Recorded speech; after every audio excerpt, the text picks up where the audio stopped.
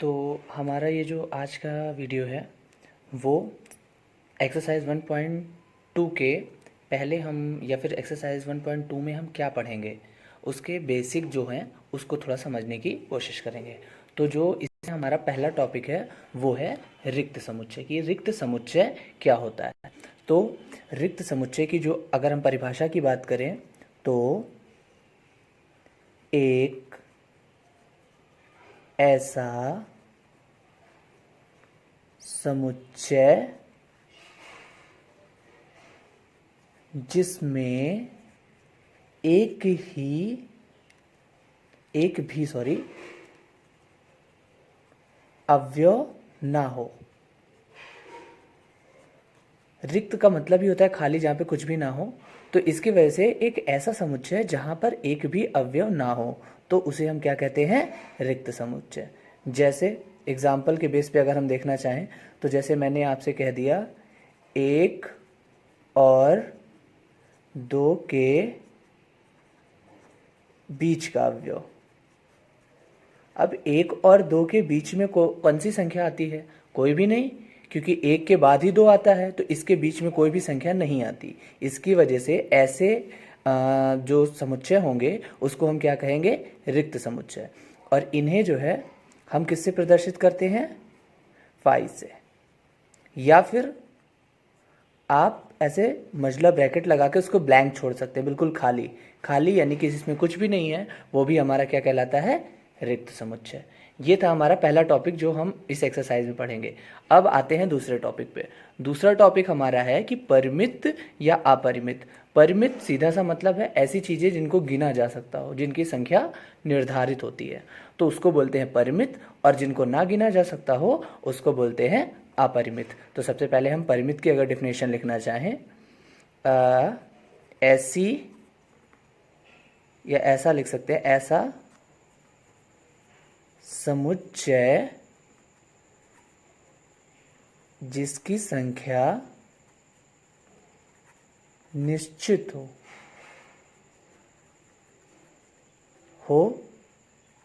वह परिमित समुच्चय कहलाता है, तथा जिस समुच्चय की संख्या निश्चित ना हो वह अपरिमित समुच्चय कहलाता है। ठीक है, तो ये था जिस जो मेन दो टॉपिक के बारे में हमें अपनी इस एक्सरसाइज में पढ़ना है। तो अब स्टार्ट करते हैं हम अपनी अगली एक्सरसाइज। तो जो हमारी अगली एक्सरसाइज है उसमें सबसे पहला क्वेश्चन है, निम्न में से कौन से रिक्त समुच्चय के उदाहरण हैं। ठीक है ना, हमें ये पहचान के बताना है रिक्त समुच्चय है अथवा नहीं है। तो हमारा पहला क्वेश्चन है, दो से भाज्य विषम प्राकृत संख्याओं का समुच्चय। ऐसी संख्या चाहिए जो दो से भाज्य हो और विषम हो। तो ये तो गलत हो गया, क्यों? क्योंकि दो से भाज्य संख्या को हम सम कहते हैं, विषम नहीं कहते। इसकी वजह से ये रिक्त समुच्चय है, रिक्त समुच्चय है। दूसरे पे आते हैं। दूसरा क्वेश्चन है, सम अभाज्य संख्याओं का समुच्चय। मतलब ऐसी ही चाहिए संख्या जो सम भी हो और अभाज्य भी हो। तो सम और अभाज्य संख्याओं का समुच्चय, तो सम संख्या भी होनी चाहिए और अभाज्य संख्या भी होनी चाहिए। तो दो एक ऐसी संख्या है जो सम भी है और अभाज्य भी। तो इसकी वजह से यहाँ पर तो हमारे पास में अवयव एक तो आ ही गया। इसकी वजह से ये रिक्त समुच्चय नहीं है। ठीक है ना, तो बस ऐसे ही बेसिक सा है, हमें बस पहचानना है कि कहाँ पर कोई चीज़ है और कहाँ पर कोई भी चीज़ नहीं है। थर्ड पे आते हैं। तो जो अगला क्वेश्चन है हमारा वो क्या है, जो हमारा अगला तीसरा क्वेश्चन है उसमें ऐसा लिखा हुआ है कि x एक प्राकृतिक संख्या है और x क्या होनी चाहिए, 5 से बड़ी और 7 ही कैसी होनी चाहिए, 7 से छोटी। तो 5 से बड़ी संख्या चाहिए और 7 से छोटी संख्या, तो 6 होता है, 6 हमारा बीच में है, ठीक है ना। एक प्राकृतिक संख्या इतनी और एक ही साथ ले रहे हैं यहाँ पर, तो यहाँ पर 5 और 7 से के बीच की बात हो रही है, इसकी वजह से यह रिक्त समुच्चय है, रिक्त समुच्चय है, ठीक है ना। अब आते हैं हम चौथे क्वेश्चन पे। वाई वाई किन्हीं भी दो समांतर रेखाओं का उभयनिष्ठ बिंदु, उभयनिष्ठ जो एक दूसरे को क्रॉस करता हो, कट करता हो कहीं ना कहीं पे, तो अगर समांतर रेखाएं हैं तो समांतर रेखा बिल्कुल सीधी सीधी चली जाती है, वो कहीं से भी एक दूसरे को क्रॉस या कट नहीं करती। तो कोई भी ऐसा बिंदु जो इसमें भी हो और इसमें भी हो, ये मुमकिन नहीं है। तो जब ऐसी कंडीशन है तो इसलिए ये क्या हो जाएगा, यह रिक्त समुच्चय है, ठीक है ना। फिर हम अगले क्वेश्चन पे आते हैं। हमारा जो अगला क्वेश्चन है, अगला टॉपिक है, वो है कि निम्न समुच्चय में से कौन से परिमित हैं और कौन से अपरिमित है। जिनको गिना जा सकेंगे वो परिमित हो जाएंगे, जिनको नहीं गिन सकते यानी कि संख्या निश्चित नहीं होगी वो अपरिमित होंगे। तो जो हमारा पहला क्वेश्चन है, पहला क्वेश्चन हमारा क्या है, वर्ष के महीनों का समुच्चय। तो हमें पता है कि वर्ष में कितने 12 महीने होते हैं, तो इसके यानी कि 12 अवयव हैं, तो ये इसको गिना जा सकता है, इसलिए ये हमारा हो जाएगा परिमित समुच्चय, ठीक है। फिर आते हैं 1 2 3 डैश डैश डैश, ये हमारा इनफाइनाइट यानी अनंत तक जा रहा है। यहाँ पर कोई संख्या निर्धारित नहीं है कि हमें कहाँ तक काउंट करना है। तो जब ऐसी संख्या है जिसको हम ना गिन पाए कि कहाँ तक वो जाएगा, तो इसको हम क्या कहते हैं, अपरिमित। फिर उसके बाद आते हैं 100 से बड़े पूर्णांकों का समुच्चय। हमें 100 से बड़े पूर्णांक चाहिए, तो 100 से बड़े पूर्णांक तो चाहिए, पर कितने, कहाँ तक जाना है, गिनती तो ख़त्म ही नहीं होती कभी, तो ये भी हमारा इनफाइनाइट जा रहा है, इसलिए 100 से बड़े पूर्णांकों का समुच्चय। तो ये हमारा क्या हो जाएगा, ये भी हमारा हो जाएगा अपरिमित, ठीक है। फिर इसके बाद में हम चौथे क्वेश्चन पे आते हैं। तो जो हमारा चौथा क्वेश्चन है वो 1 2 3 डैश डैश डैश 99 और 100, ये जाके हमारा 100 पे समाप्त हो जा रहा है, ख़त्म हो जा रहा है 100 पे। तो जब कोई चीज़ 100 पे ख़त्म हो जा रही है तो यानी कि हम इसको भी गिन सकते हैं, तो जिसको गिना जा सकता है उसको बोलेंगे परिमित, तो ये हमारा हो जाएगा परिमित। फिर इसके बाद क्वेश्चन नंबर 5 पे आते हैं। क्वेश्चन नंबर 5वां हमारे पास में है 99 से छोटे अभाज्य पूर्णांकों का समुच्चय। हमें क्या चाहिए, 99 से छोटी संख्या चाहिए जो अभाज्य हो, तो ये भी सारी संख्याएं गिनी ही जा सकती हैं, इसलिए ये भी हमारा हो जाएगा परिमित समुच्चय, ठीक है। तो ये हो गया। अब आते हैं अगले क्वेश्चन पे। तो हमारा जो तीसरा क्वेश्चन है उसमें ऐसा लिखा हुआ है कि निम्नलिखित में से प्रत्येक में बताओ कौन परिमित है और कौन अपरिमित। जैसा हमने उसके पहले वाले में किया था सेम उसी तरीके से इसमें भी करना है। तो हमसे कहा गया एक्स अक्ष के समांतर रेखाओं का समुच्चय। जैसे एक्स अक्ष ये होता है ना, ये एक्स एक्सेस होते हैं और ये हमारा वाई होता है, तो इस पर हमें समांतर रेखाएं, हम कितनी समांतर रेखाएं बना सकते हैं, तो इस पर तो कितनी भी समांतर रेखाएं बनाई जा सकती हैं जिसको हम गिन नहीं सकते। तो ऐसी संख्या अनंत होती है जिसको गिना नहीं जा सकता, इसलिए इसको हम लिख सकते हैं अपरिमित, ये अपरिमित हो गया। फिर अगला आता है अंग्रेजी वर्णमाला के अक्षरों का समुच्चय। मतलब क्या चाहिए, अंग्रेजी वर्णमाला में कितने अक्षर होते हैं, तो हमें पता है कि इंग्लिश अल्फ़ाबेट में 26 अक्षर होते हैं, 26। तो अगर उसको हम गिन सकते हैं तो ये हमारा किस कैटेगरी में आ जाएगा, परिमित की कैटेगरी में आ जाएगा, ठीक है। फिर अगला क्वेश्चन जो इसके बाद दिया हुआ है उसमें दिया है उन संख्याओं का समुच्चय जो 5 के गुणज हैं। 5 के सभी गुणज के बारे में बात हो रही है, तो 5 10 15 20 25 ऐसे ऐसे करके इसके गुणज तो अनंत तक जाएंगे जो 5 से कट सकते हैं, तो इसको भी गिना नहीं जा सकता, इसीलिए ये भी हमारा हो जाएगा अपरिमित। फिर अब हम आते हैं क्वेश्चन नंबर 4 पे। क्वेश्चन नंबर 4 पे है कि पृथ्वी पर रहने वाले जानवरों का समुच्चय। तो पृथ्वी पर रहने वाले जानवरों की संख्या अधिक हो सकती है, पर एक गिनती में, मतलब एक कन्फर्म होगी, सब जितने भी होंगे, ऐसा नहीं है कि वो बढ़ते ही जा रहे हैं, ठीक है ना। तो अगर हम जानवरों की बात कर रहे हैं, जानवरों के प्रजातियों की बात कर रहे हैं, तो वो भी एक निश्चित होती है, तो इसकी वजह से यहाँ पर भी हमारा हो जाएगा परिमित समुच्चय। फिर आते हैं 5वें क्वेश्चन पे। 5वां क्वेश्चन क्या है कि मूल बिंदु 0 और जीरो से होकर जाने वाले वृत्त, मूल बिंदु अगर कहीं पे है, ये कहीं पे मूल बिंदु है, जीरो और जीरो मूल बिंदु, यही तो हुआ ना जीरो जीरो का, क्योंकि ना तो वो इधर बढ़ रहा है ना इधर बढ़ रहा है। तो हमसे कहा गया इससे हम कितने गोले बना सकते हैं, तो एक, इससे होकर जाने वाले गोले कितने बनेंगे, 2 3। अगर हम ऐसे बनाते जाएं तो हम कितने भी गोले बनाएंगे जो इस बिंदु से यानी कि मूल बिंदु से होके जा रहा है, चाहे इधर की तरफ से ले लें और चाहे इधर की तरफ से ले लें, तभी भी वो हमारा गोले बनते ही रहेंगे। अब वो हम कितने गोले बना ले वो हम पे डिपेंड करता है। तो ये हमारा कैसा एक अनंत कैटेगरी में है कि हम कई कितने भी गोले बना सकते हैं। तो ये हमारा कैसा हो गया, ये भी हमारा हो गया अपरिमित, ठीक है ना। तो ऐसी कैटेगरी को भी हम अपरिमित के ही रूप में लिखेंगे। अब हमारा जो क्वेश्चन नंबर 4 है उसमें लिखा हुआ है कि निम्न में बताओ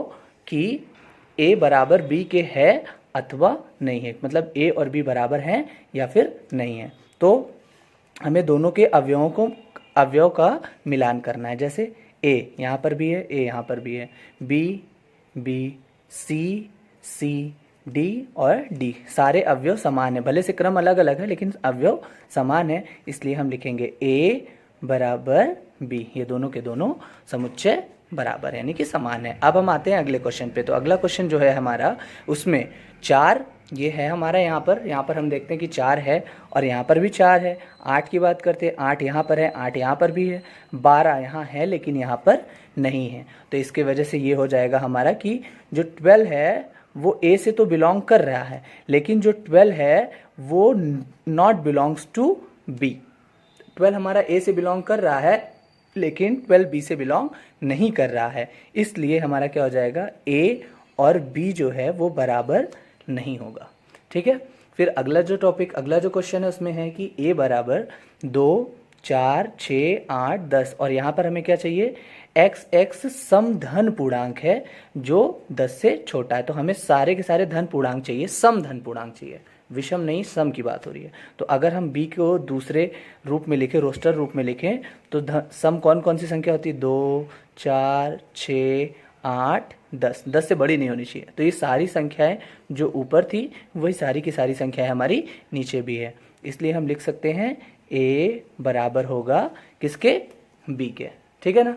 फिर अगला क्वेश्चन है उसमें है x संख्या 10 का गुणज है, तो हमें 10 की गुणज संख्या चाहिए, ठीक है ना। अब 10 की गुणज संख्या कौन कौन सी होती है, तो एक अगर हम रोस्टर रूप लिखेंगे 10 20 30 40 50 ऐसे करके हमारी संख्या चलेगी। अब हम मिलान करते हैं, भैया 10 यहाँ है, यहाँ पे भी है, फिर 20 यहाँ पे है, यहाँ पे भी है, 30 यहाँ है, यहाँ पे भी, लेकिन मैंने देखा कि 15 यहाँ पर तो है लेकिन यहाँ पर नहीं है। तो हम ऐसा लिख सकते हैं कि 15 belongs to not belongs to a but 15 belongs to b। तो एक में है और एक में नहीं है, इसलिए a और b हमारा बराबर नहीं होगा। ये था हमारा क्वेश्चन नंबर 4। अब आते हैं क्वेश्चन नंबर 5 पे। तो जो 5वां क्वेश्चन है वो हमारा क्या है कि क्या निम्न समुच्चय युग्म समान हैं, अगर हैं तो कारण भी बताना पड़ेगा।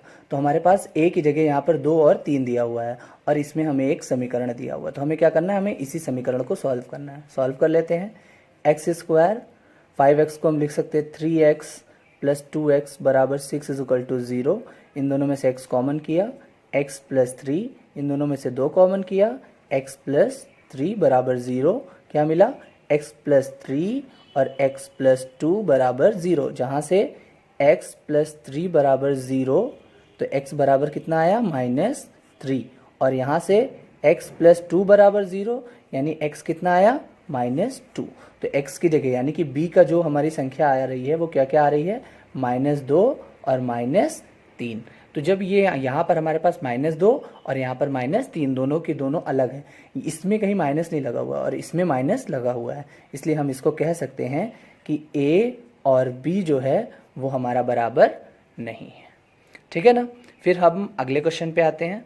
तो जो अगला क्वेश्चन यानी कि 5वें का दूसरा है उसमें लिखा हुआ है कि a बराबर x और शब्द फॉलो का एक अक्षर है और b जो है y शब्द वोल्फ का एक अक्षर है। तो हमें देखना पड़ेगा कि इसमें किन किन अक्षरों का यूज़ किया गया है। तो सबसे पहले हम a को लिखते हैं। तो तो जब हमने ए को लिखना स्टार्ट किया तो यहाँ से पहला अक्षर मुझे मिला एफ, दूसरा अक्षर मिला ओ, तीसरा अक्षर मिला एल, फिर एल 2 बार है तो हमें एक ही बार यूज़ करना है, ओ मैंने यूज़ किया हुआ है। अब अगला क्या बचा, डब्लू, तो ये यहाँ से मिला। और बी वाले में हमारे पास क्या क्या है, वहाँ से हमारे पास में है डब्लू, ओ, एल और एफ। अब हम मिलान कर लेते हैं, डब्लू डब्लू, एल एल, ओ ओ और एफ एफ। सारे के सारे अवयव हमारे क्या हैं, समान है। तो जब हमारे अवयव समान होते हैं तो ऐसे हम क्या बोल सकते हैं कि ए जो होगा वो बराबर होगा बी के। ठीक है ना। अब हम आते हैं छठे क्वेश्चन पे। तो जो छठा क्वेश्चन है उसमें दिया गया कि नीचे दिए हुए समुच्चय में से समान समुच्चय का चयन कीजिए।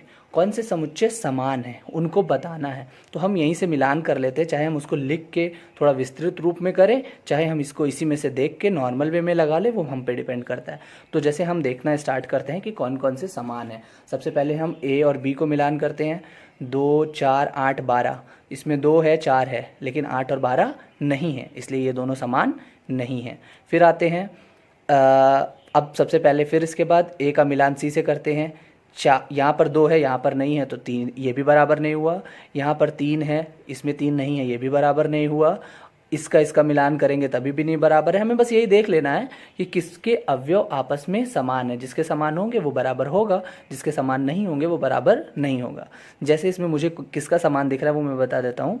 बी वाले में आप देखिए, यहाँ पर हमारे पास में है 1, 2, 3, 4 और मुझे एक जगह और भी दिख रहा है, वो क्या है, डी।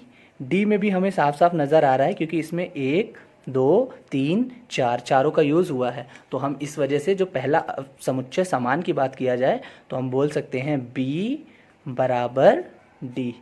ये हमारा पहला बन गया। और आते हैं और मिलान करते हैं। और मिलान में मुझे क्या मिल रहा है, -1, 1, 1, -1, तो दोनों के दोनों ये दोनों भी समान दिख रहे हैं। तो जब ऐसी कंडीशन आ जाएगी तो हम इसको क्या लिख सकते हैं कि ई जो है वो बराबर है जी के।